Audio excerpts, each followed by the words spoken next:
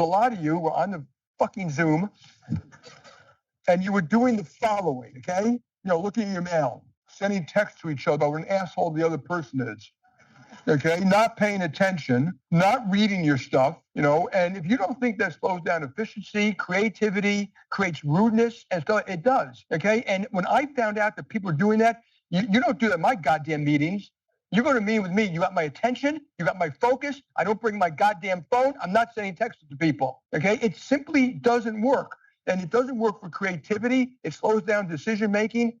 And don't give me the shit that work from home Friday works. I call a lot of people on Friday. There's not a goddamn person you get a hold of. But here are the problems, okay? And they are substantial, okay? Which is the young generation is being damaged by this. That means they may or may not be on your particular staff, but they are being left behind. They're being left behind socially, ideas, meeting people. In fact, my guess is most of you live in communities a hell of a lot less diverse than this room. Every area should be looking to be 10% more efficient. If I was running a department of 100 people, I guarantee you, if I wanted to, I could run it with 90 and be more efficient. I guarantee you, I could do it in my sleep. And the notion, these bureaucracies, I need more people, I can't get it done. No, because you're filling out requests that don't need to be done. Your people are going to meetings they don't need to go to. Someone told me to approve something as wealth management that they had to go to 14 committees. I am dying to get the name of the 14 committees. And I feel like firing 14 chairmen of committees.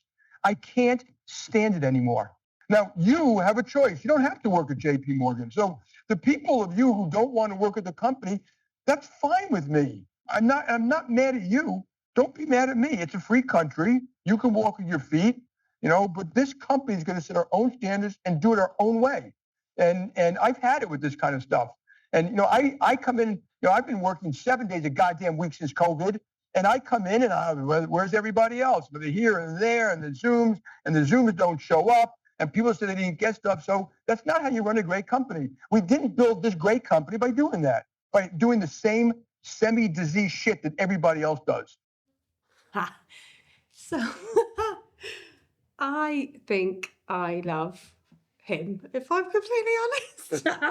What's his name? Jamie Dimon. So Jamie Dimon from JP Morgan, he got himself in, well, I'm going to say he got himself in some hot water, but he didn't really. He's not sacked, is he? With losing his mind about remote working publicly on things.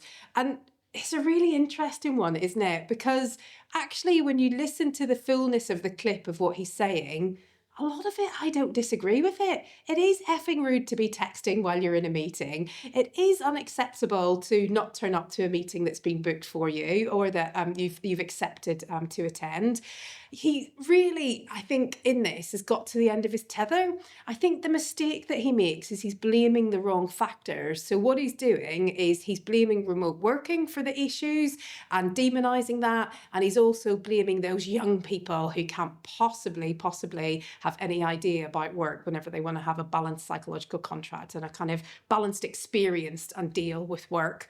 So I think some of the things that he is not executing well, but there's some foundations of good culture work in there, is he's clearly expressing what the deal within his organisation is. He's been really clear about what the expectation is, and perhaps if done in a slightly different tone, very different tone, and with a different mode, that can have a really useful impact for resetting a culture.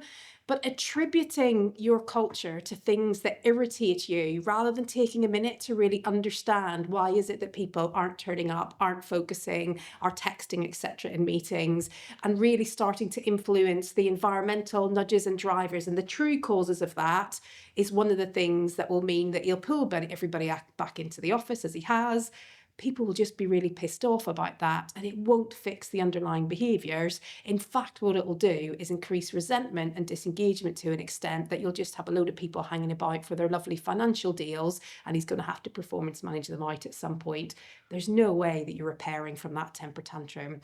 You've got to have those conversations. You've got to set those difficult standards. And sometimes you've got to have those difficult conversations about your expectations being different from the ones that people are working to. But you can't do it by losing your shit. It does not work, and it does not bring people with you.